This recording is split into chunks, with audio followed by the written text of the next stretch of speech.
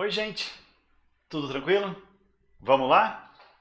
Continuação de Revolução Francesa? Que tal? Na nossa última aula a gente falou da explosão revolucionária, né?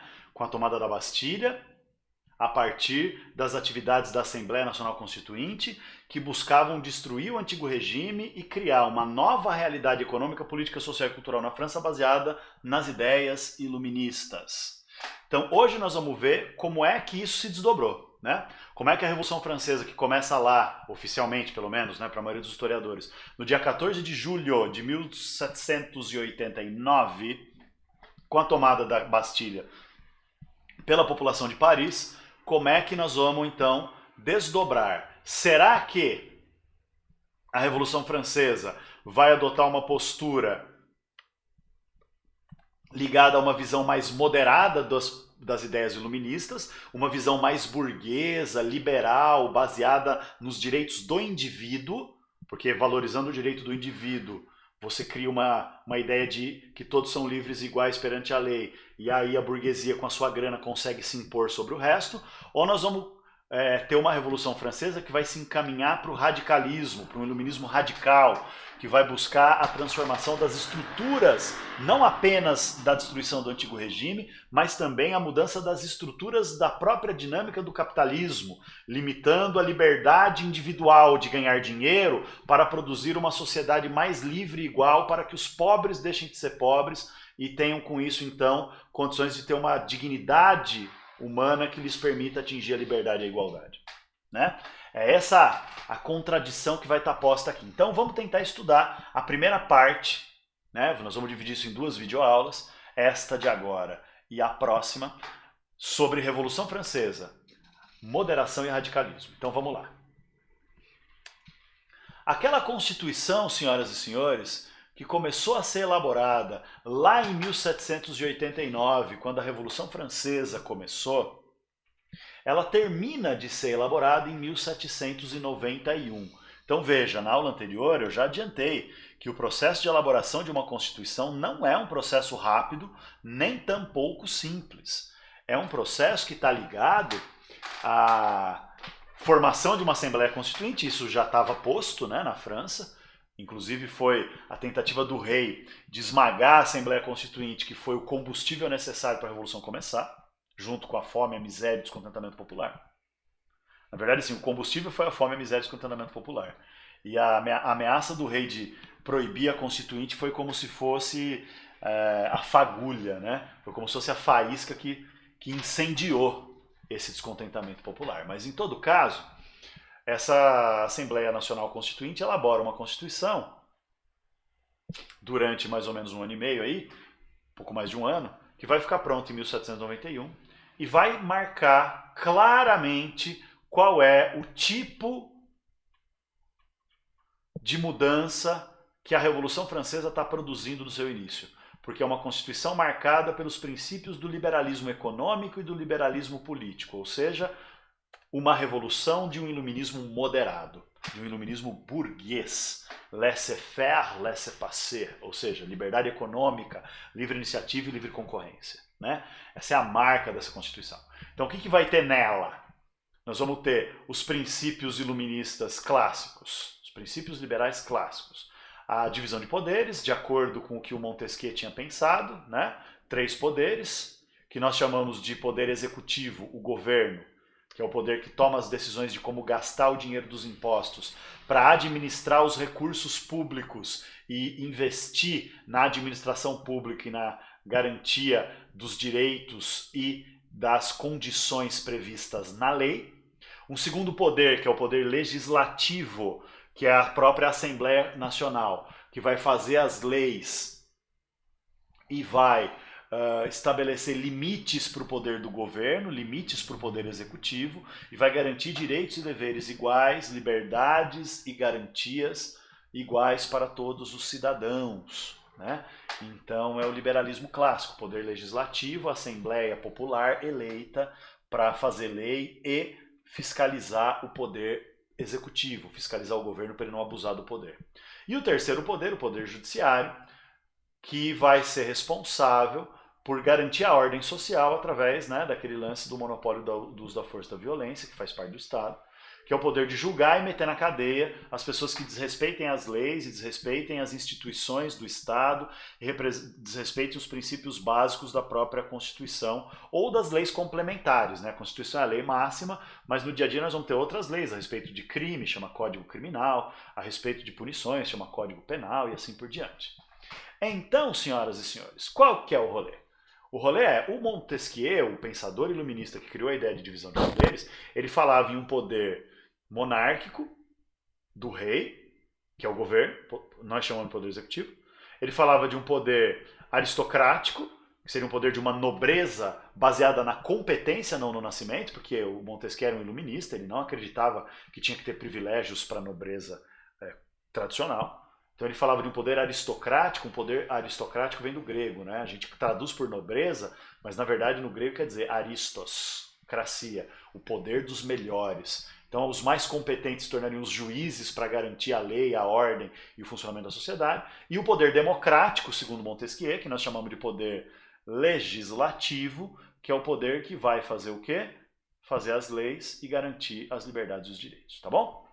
Só que olha só, ao mesmo tempo, então, que nós temos liberdade econômica, laissez-faire, laissez-passer, divisão de poderes, nós temos uma Constituição que define e institui o voto censitário.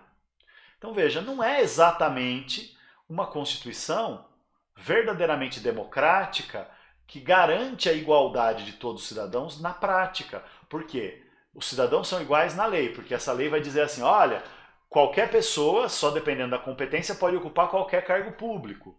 Né? Desde juízes, ministros, até os cargos mais básicos de fiscais e etc. Mas na hora de votar para escolher representantes do poder legislativo, porque veja bem, essa Constituição ela cria uma divisão de poderes, mas cria uma monarquia constitucional. O que quer dizer uma monarquia constitucional? Que o rei ainda é o governante, com poderes limitados pela Constituição, mas o rei ainda é o governante. Então não tem eleição para o governante é o rei em respeito às tradições monárquicas. Os juízes também não são eleitos, porque eles são um poder, né, dos melhores, então eles são julgados pela competência.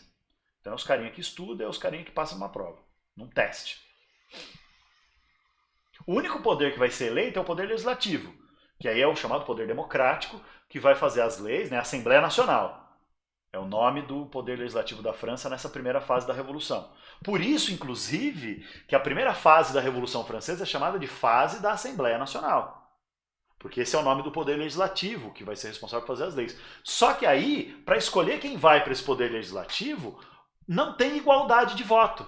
Pelo contrário, o voto é censitário. Censitário quer dizer o quê? Baseado num censo. Censo é um critério baseado no dinheiro. Então, os franceses são todos iguais e todos cidadãos. Mas, na hora de votar, tem uma diferenciação. Acima de uma certa renda pode votar, não é que você tem que pagar para votar, pelo amor de Deus. Voto censitário significa, acima de uma certa renda, a pessoa tem direito de votar, e abaixo daquela renda ela é pobre demais e, portanto, é marginal demais e não pode votar. É um jeito de excluir os pobres e acabar com qualquer vestígio de democracia, né? Garantindo, então, que a burguesia é quem vai comandar a elaboração das leis, a burguesia é quem vai comandar o poder, que vai fiscalizar o governo, que vai criar os princípios, as regras do rolê, os princípios básicos do funcionamento da sociedade a partir da Revolução Francesa. Percebemos, então, que é um iluminismo bem moderado, né? Que muda, mas não muda completamente. Muda porque acaba com o absolutismo. Mas o rei continua governando com poderes limitados. Muda porque acaba com os privilégios do clero da nobreza e cria uma lei em que todos têm direitos e deveres iguais, mas dá poderes políticos exclusivos de votação para a burguesia. Percebe? Então não combate a desigualdade social e econômica, não garante uma igualdade de fato, apenas uma igualdade perante a lei. Uma igualdade baseada na ideia do direito individual e não na proteção coletiva dos mais pobres contra o poder dos mais ricos, ou dos mais vulneráveis contra o poder dos mais poderosos, ou das minorias contra o poder das maiorias, enfim. Ao mesmo tempo, essa Constituição, então, vai criar regras de reorganização administrativa da França, né? tanto para garantir que o Estado não vai mais controlar a economia, que nem era no mercantilismo, vai deixar a burguesia livre para desenvolver indústria, desenvolver comércio, desenvolver negócios, com a mínima intervenção do Estado possível, mas vai reorganizar a administração também para ela ser mais eficiente, mais competente, né?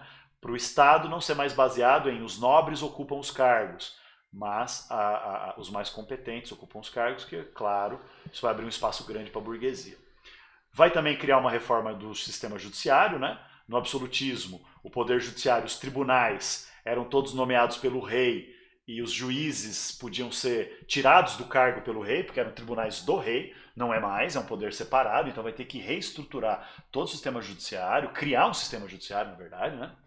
Vai fazer uma reforma fiscal, essa Constituição, ou seja, igualdade de imposto, aquele lance lá que estava sendo discutido no começo. Clero e nobreza paga ou não paga imposto? Paga imposto, né? Vão criar novas regras para o clero, então a Constituição vai dizer que o clero fora da igreja, né, rezando a missa, o padre é o padre. Mas fora da missa, o clero é um cidadão igual a qualquer pessoa e ele não vai poder usar o seu poder religioso para exercer controle sobre a sociedade. Então a Constituição diz, vão ser criadas leis especiais, específicas para o clero, para tirar esses privilégios, esses poderes que o clero tem na sociedade, né? E só que por trás de tudo isso, no fundo de tudo isso, a crise econômica continua, hein? Aquela crise econômica que eu descrevi na última aula continua. A situação econômica permanece inalterada, ou seja, desigualdade social, miséria, economia que não cresce, indústria em crise, desemprego, enfim, precariedade e tudo mais. Então essa é a situação da França. Esse cenário, então, senhoras e senhores, faz acontecer o quê? Faz acontecer, então, que o novo regime, ou seja, esse novo sistema, esse novo sistema que a França está criando, baseado nas ideias iluministas, mas no iluminismo burguês, moderado, que não abre para o povão realmente uma igualdade de fato e uma liberdade e um direito de participação real do povo na política, no governo e na vida da sociedade, isso vai gerar um novo cenário, né? Que novo cenário? A gente vai ter, então, de um lado, uma parte da sociedade que era a favor da Revolução Francesa e que já estava satisfeita com isso que a Constituição de 1791 criou. Ou seja, uma parte da população francesa estava felizona com a Constituição de 1791, com o voto censitário, com a liberdade econômica, com o fim dos privilégios do clero e da nobreza, com o voto censitário que não deixava os pobres ter influência na política, estava felizona com esse iluminismo moderado, com esse liberalismo burguês. Que parte da sociedade era essa que estava felizona? Obviamente, as camadas médias e a burguesia. Essa galera está feliz. Os caras que são mais ricos, classe média alta, os profissionais liberais, a pequena burguesia e a grande burguesia, essa galera está felizona. Para eles, a Revolução Francesa já tinha acontecido e já podia acabar. Então, quer dizer, para eles, de 1789 a 1791 foi a Revolução Francesa, já conquistamos o que precisávamos, já conquistamos o que queríamos, não tem mais antigo regime, estamos com leis iguais à da Inglaterra, porque basicamente é isso, a Constituição de 1791 é muito, muito inspirada na Bill of Rights da Inglaterra, e já pode acabar a Revolução Francesa, porque já mudou o que tinha que mudar. Mas nem todo mundo concorda. Então, uma parte grande da sociedade francesa virou, olhou para isso e falou assim, vá se ferrar. Vá se ferrar. Eu não fui para a rua enfrentar os tiros do exército só para ver a burguesia dominar o rolê. Só para a burguesia garantir sua liberdade econômica e seu poder político. Só para a burguesia tirar o absolutismo, o mercantilismo e os privilégios do clero da nobreza para ela passar a ser a nova classe social dominante e hegemônica, né? Dominante porque controla o poder e a riqueza, e hegemônica porque impõe os seus valores, suas ideias e seu ponto de vista como predominantes na sociedade inteira. Não. Então tem uma parte da sociedade francesa que vai ser apelidada de os montanheses, ou os ultra-revolucionários. O que quer dizer ultra-revolucionário? É que já teve o início da revolução e eles querem ultra-revolução. Quer dizer, além, eles não é uma super-revolução, é uma ultra-revolução. É uma super, master, blaster plus ultra-revolução. Então eles não querem só isso de mudança.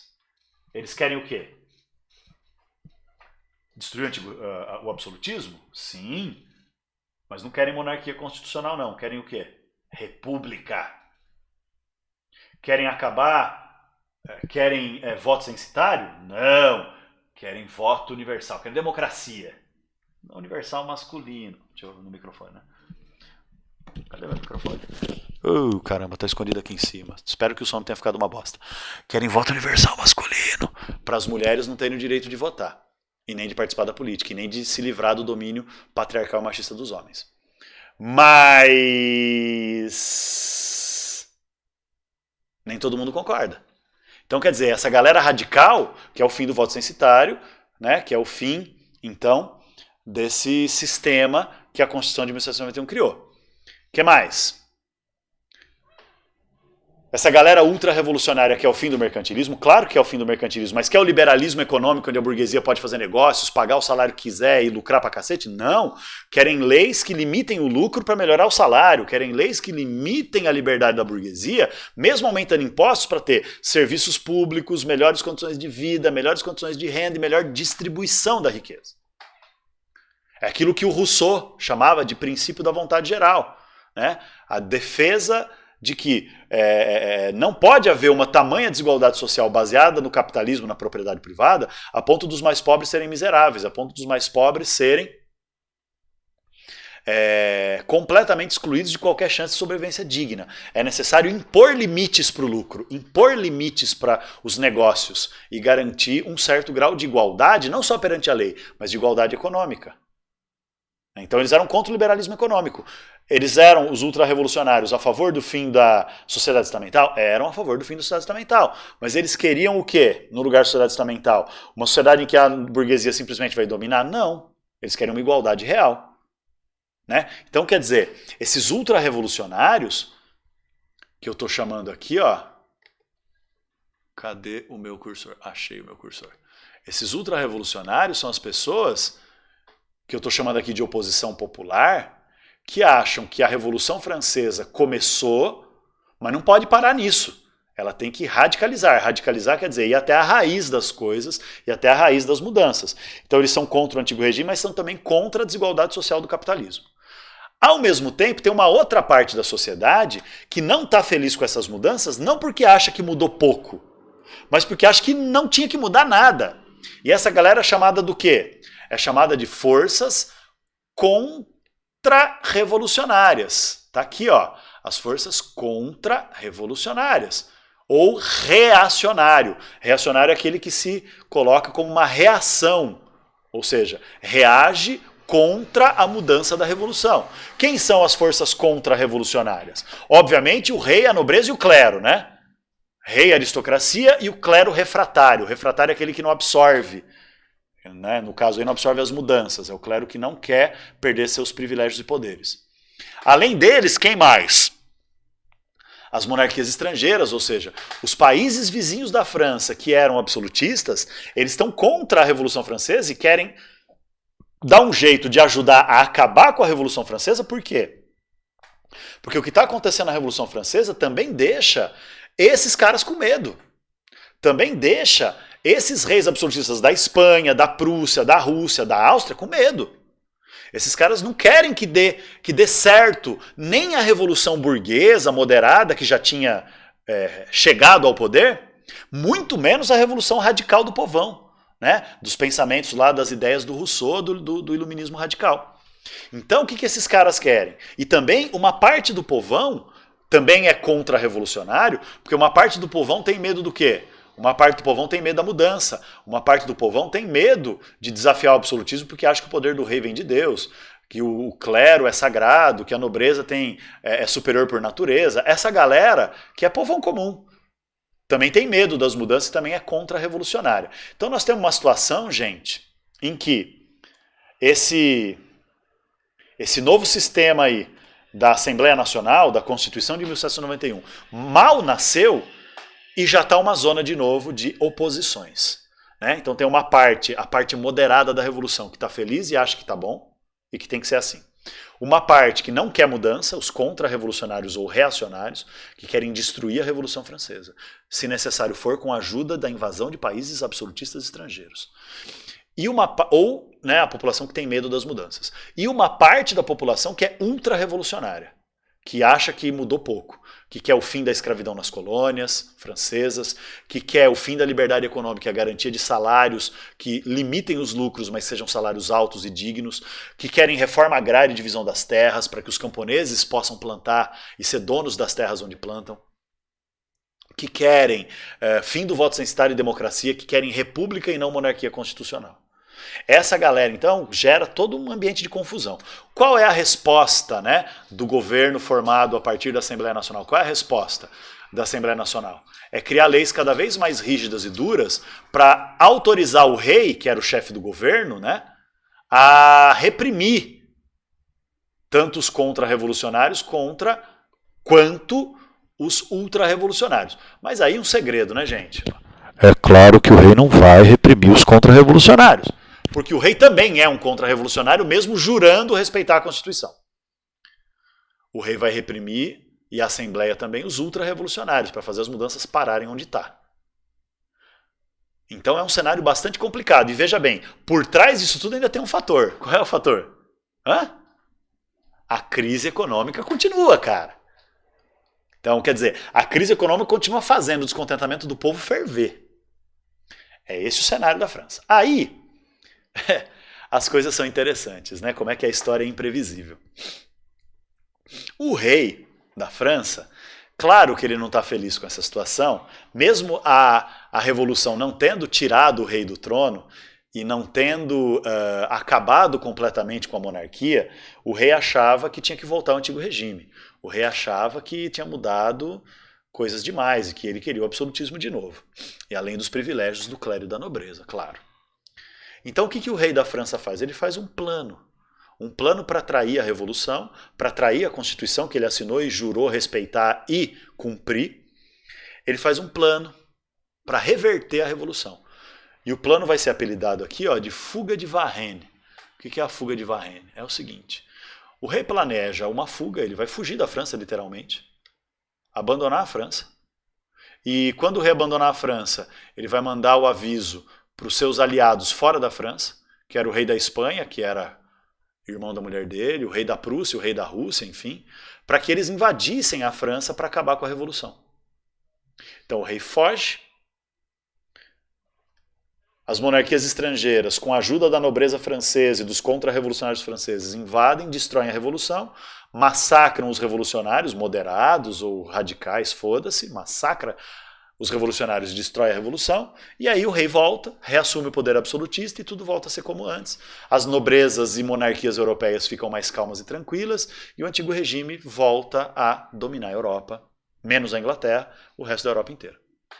Bonito, né, o plano? Só que o rei é pego, surpreendido e aprisionado, né? Então ele é preso lá na cidade de Varennes. E aí, mano, como a lei diz que todo mundo é igual, o rei não tem privilégios diante da lei também. Então o rei vai ser acusado pelos radicais lá da Assembleia, ele vai ser acusado do quê? De traidor da revolução. Traidor, meu irmão. E aí, acusado de traidor, qual é o lance? Claro, ele vai ter um direito a um julgamento, onde ele vai poder se defender, onde ele vai poder mostrar que não, isso tudo é uma calúnia, uma conspiração contra ele, que ele não estava fazendo conspiração contra a revolução, que ele não era um traidor da revolução, e beleza. Mas ele era, né? Então, quer dizer, vai levar um tempo, ele vai ser preso, vai ter toda o processo judicial do seu julgamento, que vai levar muitos meses. Enquanto isso, quem governa a França? Mano, foi presa a família real inteira, porque a rainha também era contra a revolução, e Maria Antonieta era abertamente, ela declarava que a revolução era um aborto da natureza, era um desrespeito a Deus e às tradições, e uma parte da nobreza foi presa junto, enfim. Né, foi um duro golpe sobre a monarquia e os movimentos contra-revolucionários. Só que deixou as monarquias estrangeiras de orelha em pé, né? Então, olha só, com a prisão do rei, primeiro, não tem quem governe. E olha a zona, velho, ainda tem crise econômica, hein? Então, mal nasceu esse governo, já está dando pau. Não tem quem governe. Então, o que a Assembleia Nacional vai ter que fazer? Criar um governo provisório. Vai vendo. Além disso, os ultra-revolucionários que acusam o rei de traição, eles não querem outra coisa senão a punição para os traidores. Qual era a punição para os traidores nesse cenário da revolução? A morte por decapitação. Queriam que o rei fosse decapitado. Eles ainda não usavam a guilhotina na França, né? Já usavam máquinas de execução em outros países, na Holanda já tinha, na Inglaterra já tinha, mas na França não. Na França eles usavam o bom e velho carrasco ainda. A guilhotina vai ser inventada durante a Revolução Francesa por um nobre chamado Barão de Guillotine, que vai exatamente inventar a guilhotina para poder perseguir os inimigos da Revolução de um jeito que fosse menos bárbaro, né? De dar uma machadada no pescoço, podia errar, enfim. Que aí a máquina da guilhotina vem uma lâmina super pesada e corta a cabeça de uma vez só. Então, o rei vai acabar sendo, né? Vai demorar um tempo, ele vai acabar sendo morto na guilhotina, mas o lance é, os ultra-revolucionários querem o quê? Eles querem que o rei seja condenado como traidor e decapitado. E que, além de matar o rei, não seja escolhido um sucessor, né? Um herdeiro, um novo rei. Que a França vire república. É isso que os radicais, os montanheses, né? Montanheses porque eles estão no extremo, na montanha, lá, os ultra-revolucionários querem. Não é que eles estão literalmente em cima da montanha, pelo amor de Deus, né? Simbolicamente, eles representam o mais agudo, o mais alto grau de mudança revolucionária. Opa, quase que eu derrubo minha mesa. E de outro lado, tem a ameaça estrangeira, olha só. Os contra-revolucionários, principalmente o rei da Áustria e o rei da Prússia, eles vão dizer assim, ó, nós queremos que a Revolução Francesa liberte imediatamente o rei. Que o inocente de todas as acusações, aliás, o mero fato de acusar o rei de crime já é um crime, já é um pecado, já é um desrespeito enorme, e os países estrangeiros fazem uma declaração. Se a Revolução Francesa, né, a Assembleia Nacional, não cancelar as acusações contra o rei, não abolir o processo contra o rei e não libertar o rei, a Áustria e a Prússia, na sua declaração de Pillnitz, né, que foi assinada numa cidade, acho que austríaca, chamada Pillnitz, eles estão dizendo, nós vamos invadir a França e fazer guerra para defender o rei, defender as tradições e libertar o rei dessa injustiça. Então, mano, olha o caos se formando. Mas aí o que vai acontecer, minha gente? Claro que vai acontecer mais caos ainda. Né? Como o processo contra o rei não é cancelado, porque simplesmente a Revolução Francesa não vai, apesar dos moderados quererem dar uma punição leve para o rei, né? Vai ter todo esse debate entre os radicais e os moderados, inocentar ou dar prisão leve de um lado, e de outro lado, condenar e decapitar o rei. A França acaba sendo invadida pelas forças de Pillnitz, ou seja, o Duque de Brunswick, que era o comandante militar da Prússia, comanda uma invasão militar que tenta acabar com a Revolução Francesa. Tá certo? Beleza. Aí o que acontece? Mano, no meio de uma crise econômica, no meio de um governo provisório que está tentando se organizar, no meio de contra-revolucionários, ultra-revolucionários, tendo um governo moderado que está meio perdidão, não sabe direito o que fazer. Estava tentando perseguir os ultra-revolucionários, mas não dá para fazer isso, porque tem uma invasão estrangeira acontecendo agora, e tudo isso como pano de fundo uma crise econômica. Então, no meio dessa zona toda, o que o governo provisório ali da Assembleia Nacional vai ter que fazer? Ele vai acabar fazendo isso aqui. Convocando o povo francês para defender a Revolução.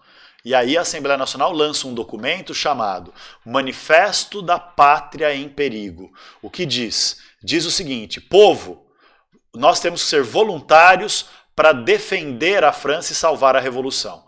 Para isso, todo mundo que queira ser voluntário da pátria, olha o nome, os voluntários da pátria, se apresente para receber armas e instruções para defender a França e a Revolução. E o povo vai, mano. O povo armado na rua defendendo a Revolução contra a invasão estrangeira. Aí, mano, não tem jeito. Uma parte grande desse povo que foi voluntário para defender a França é o povo que quer o quê? É o povo que quer o fim da monarquia, o fim da Assembleia Nacional, o fim da Constituição de 1791. É o povo ultra-revolucionário que quer república, não monarquia constitucional, que quer a punição máxima para o rei, e não uma punição meia-boca, que quer o fim do domínio da burguesia, que quer igualdade social, que quer reforma agrária, que quer, enfim, radicalização. E eles defendem, então, que tem que ser criado um novo poder legislativo na França, que não seja mais a Assembleia Nacional, um novo poder legislativo, sem voto censitário, onde o povo francês, os homens, na verdade, né, possam escolher novos representantes para formar um novo poder legislativo que ia chamar Convenção Nacional para fazer uma nova Constituição, transformando a França em república. Então, quer dizer, o que eu estou dizendo não é que isso já aconteceu. Né? Nós estamos no ano de 1792. Isso está para acontecer. Porque eu estou dizendo que a Assembleia Nacional, para tentar salvar a Revolução, armou o povo. E uma parte grande desse povo armado é o povo radical, que quer mudanças profundas, que não quer mais monarquia constitucional, nem voto censitário, nem liberalismo econômico, que quer igualdade de verdade. E, mano, esse povo armado agora tá lutando contra quem? Agora tá lutando contra a invasão estrangeira. Mas, quando acabar a invasão estrangeira, você acha que esse povo radicalzão vai simplesmente falar assim: ah, beleza, agora eu vou devolver as armas para o governo porque eu quero mais mudanças, mas já tá bom, expulsamos os estrangeiros. Claro que não, né, irmão? O que essa galera vai fazer? Depois, se conseguir, né, porque isso também não está definido, se conseguir expulsar a invasão estrangeira, o que esse povo radical armado vai fazer? Vai radicalizar mais, vai querer derrubar a monarquia, condenar o rei e transformar a França numa república de uma vez por todas. Então, gente, o que vai acontecer? Vai acontecer isso aqui, ó. O próprio povo vai começar a organizar um governo paralelo, que não quer mais obedecer àquele governo da burguesia da Assembleia Nacional. E é por isso que surge um negócio chamado Comuna de Paris. Eu estou dizendo aqui que é a primeira Comuna de Paris, porque no século XIX vai ter uma segunda Comuna de Paris, que é a mais famosa, em 1871. Essa aqui é a Comuna de Paris de 1792. Que é o seguinte, o próprio povo fala assim, não, nós não vamos obedecer o governo da Assembleia Nacional. O povo vai governar Paris. Porque o povo armado vai expulsar os estrangeiros, vai perseguir os contra-revolucionários que estão colaborando com a invasão estrangeira, e nós vamos democratizar o rolê. Né? Vamos matar os nobres que estão colaborando, os militares do exército que estão colaborando com a invasão estrangeira, os padres refratários. Então o povo começa a criar tribunais populares nas praças para julgar os traidores da revolução, e aí toma a guilhotina no pescoço exatamente para quê? Para, entre aspas, né, é um movimento popular radical para impedir não só a contra-revolução de ser vitoriosa, mas impedir que depois que o povo armado vencesse a contra-revolução, impedir que o poder voltasse para a mão da burguesia para continuar moderado, sem participação e sem direitos populares. Então é um processo de radicalização que se faz na base das armas. Tá bom? Então o que acontece no final dessa história? No final dessa história, os chamados voluntários da pátria são vitoriosos. São vitoriosos, duplamente vitoriosos. Primeiro, porque eles conseguem expulsar a invasão estrangeira lá dos prussianos de Pillnitz. Segundo, que eles conseguem amedrontar todo o movimento contra-revolucionário. Né? Quem não foi perseguido, preso ou morto, dos padres e da nobreza, tratou de calar a boca para não se fuder.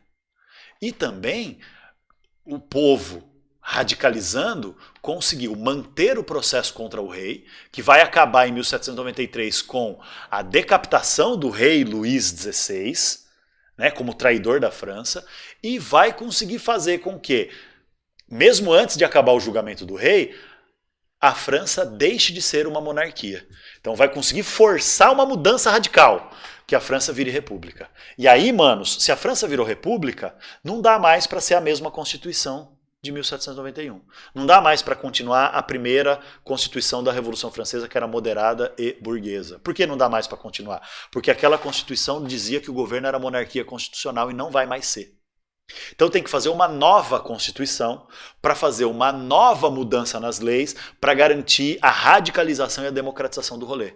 Então o que vai acontecer? Vai ser cancelada a Assembleia Nacional, vai ser cancelada a Constituição de 1791 e a partir de 1792 vai ser feita uma nova eleição para formar uma nova um novo poder legislativo que não vai chamar Assembleia Constitucional, eles vão querer marcar a mudança, criando um poder legislativo mais radical com um novo nome, chamado Convenção Nacional. Tá ali o nome, ó, Convenção Nacional. Opa! Né? A Convenção Nacional. E a França deixa de ser uma monarquia constitucional, porque o rei vai continuar preso, vai ser julgado e condenado. Então eles não, a Convenção Nacional é porque não aceita a volta de um rei ao trono, nem aquele que está preso, nem outro para substituí-lo. E a França vira uma república. Então a criação da Convenção Nacional em 1792 marca o fim da primeira fase da Revolução Francesa, que é chamada de fase da Assembleia Nacional, e o início da segunda fase da Revolução Francesa, que vai ser chamada a fase da Convenção Nacional, ou a fase da República Francesa. Tá certo? Então aqui nós chegamos num momento em que a tensão, a disputa, a treta entre a burguesia moderada, que queria evitar mais mudanças, que queria manter mais ou menos como já estava na primeira fase. Então, no máximo, mudar de monarquia para república, mas não mudar mais que isso. De outro lado, nós temos os ultra-revolucionários, também apelidados de montanheses, também apelidados de jacobinos, que são os mais radicais dos montanheses, que é um grupo de deputados da convenção, um grupo de representantes da convenção que defende mudanças profundas na revolução, profundas na sociedade, na economia e na política da França. Então, nós temos essa disputa. A burguesia moderada, chamados de gironda ou girondinos de um lado, e o povão e os filósofos e os políticos radicais de outro lado, chamados de montanheses ou jacobinos do outro lado. Para que lado vai a segunda fase? Para que lado vai a convenção? Para o lado moderado ou para o lado moderado ou para o lado radical? Para a direita, né? Porque lá na Assembleia, na Convenção Nacional, os girondinos, que são os moderados, vão sentar do lado direito. E os jacobinos, que são os radicais, vão sentar do lado esquerdo. É aí que começa a ser chamado, né? Aqueles políticos mais moderados, que são a favor da burguesia, do liberalismo, né? Dos direitos mais individuais, são chamados de direita na política. E aqueles que são a favor mais de direitos coletivos, são mais a favor de mudanças radicais, são a favor de uma democracia mais radical, de um combate à desigualdade social, como os jacobinos são chamados de esquerda na política. Então, para que lado vai a convenção? Para a direita ou para a esquerda? Girondinos ou jacobinos? Moderados ou radicais? É isso que nós vamos estudar, então, na segunda aula dessa sequência, né? Que nós vamos entrar, então, na fase da Convenção Nacional, da República Francesa. Beleza, gente? Nos encontramos, então, na próxima videoaula. Um abraço! Até mais!